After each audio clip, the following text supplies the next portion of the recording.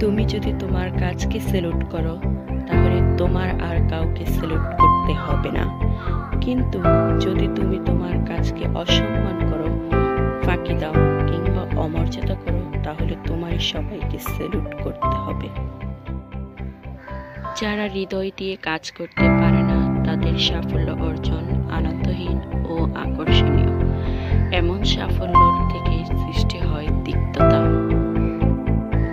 একটা কথা পরিষ্কার, সৃষ্টিকর্তা তাদেরই সহায় থাকেন যারা কঠোর পরিশ্রম করেন। জটিল কাজে বেশি আনন্দ পাওয়া যায়, তাই সফলতার আনন্দ পাওয়ার জন্য মানুষের কাজ জটিল হওয়া উচিত। নিষ্ঠার সাথে কাজ করুন এবং নিষ্ঠার সাথে সফল হন। চিন্তা ভাবনাই মূলধন, উদ্যোগটি উপায়, কঠোর পরিশ্রমী সমাধান। ভাবনাই অগ্রগতি, অচিন্তা ভাবনা ব্যক্তি, সংস্থা এবং দেশের স্থবিরতা। চিন্তা ভাবনা কর্মের দিকে পরিচালিত করে। কর্ম ছাড়া জ্ঞান অকেজ এবং অপ্রাসঙ্গিক। কর্মের সাথে জ্ঞান প্রতিকূলতাকে সমৃদ্ধিতে রূপান্তরিত করে।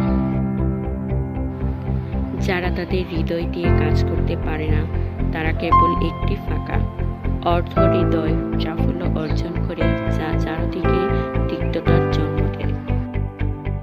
যে ব্যক্তিরা উচ্চ এবং দায়িত্বশীল পদে আছেন, তারা যদি ন্যায়পরায়ণতার বিরুদ্ধে যান, তবে ন্যায়পরায়ণতা নিজেই ধ্বংসকারীতে রূপান্তরিত হয়।